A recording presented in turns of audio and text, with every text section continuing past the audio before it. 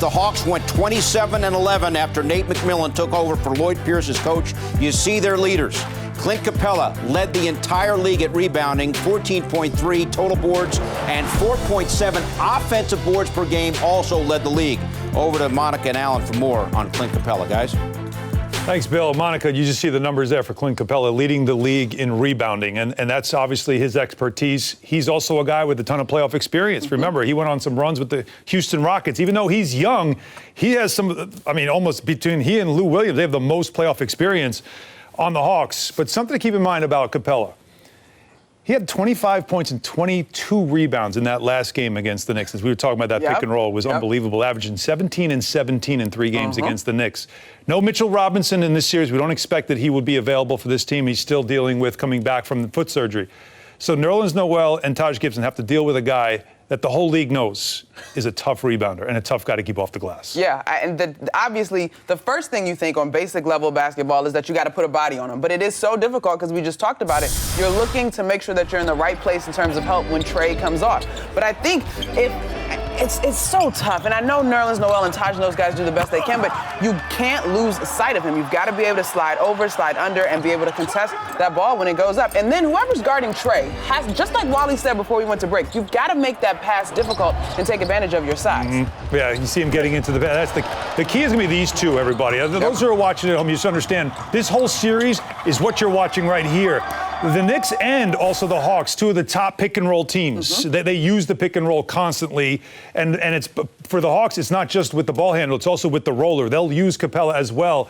That's what makes it so difficult. As we go back to Bill and Wally and guys, it's you can talk about ways to stop it, but in 3 games they've had a hard time doing it. No doubt about that. Wally, we've talked so much about the Knicks center tandem on defense. Specifically, Nerlens Noel. We seem to highlight him every postgame. What is it about Capella that makes it such a difficult matchup?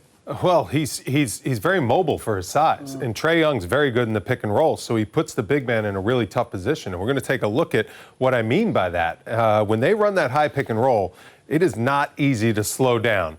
And here comes Trae Young. Capella sets the screen really high. So here, now freeze it right there. Okay. This is okay. Nerlens Noel is even with Trae Young. He tries to fake at him a little bit. I like the way Payton's kind of pursuing, but watch what happens. When Noel kind of stunts at Trae Young, freeze it there. Look, Capella gets behind him. When he gets behind Nerlens Noel and he has a straight lane to the basket, that's trouble. That's when Trae Young knows just throw it up to the basket. R.J. Barrett has to honor that three-point shooter in the corner. So that's the key for Nerlens Noel. When you are backing up, make sure that Capella never gets behind you so the basket is closer to Capella than it is to Nerlens Noel. Always keep your man in between you and the basket and further back. That's the key for Nerlens Noel. All right, we've already touched on Trae Young a lot. What can the Knicks do? We're going to show an example of what makes him so effective. And we talked, and Alan made the point, you got to keep him off the foul line. Yeah, and also Alan made the point, too, you don't want to go under on screens. So freeze it right here. Now, here's where you want to go under. When the screen is set 2 feet or 3 feet outside the three-point line, Derrick Rose does a good job of going under the screen. Well done on this part. Taj Gibson is in a drop scenario, so he's there to help. Now, if the first screen doesn't work, they're going to run a rescreen. Now, look what happens on the rescreen. Clint Capella comes up, sets the rescreen. Now freeze it there. Now it's set at the three-point line. When it's set at the three-point line, Derrick Rose cannot go under because then Trae Young can step right into a three-pointer right at the three-point line. He's got to go over this screen. That's too easy right there. That's an adjustment that the Knicks are going to have to make. When that screen is set above the three-point line, you're fine going under. When the screen is set at the three-point line, you have to chase him over the top and rely on your big man for the help when he turns the corner. Now, one thing in the Knicks' favor, the Hawks have been unable to stop Julius Randle this year. 3 meetings, averaging 37 points a game, 12 rebounds a contest, and 7 assists as well. Yeah, and I mean, he's just been phenomenal against the Hawks because he plays almost at like 60%. He's not stressed at all when he has the ball. And watch, this is an example of it. Here he just casually dribbles. He pushes Austin Rivers through. Here comes Payton. You get out of the way. Now freeze it there.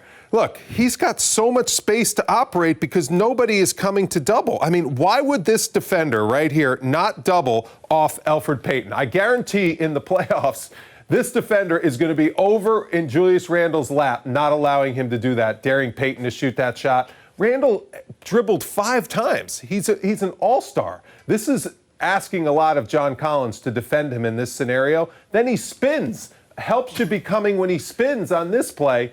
That's just way too easy. I guarantee they're not going to guard him like that. They're going to bring the double team after Julius Randle puts the ball and gets aggressive after 2 or 3 dribbles.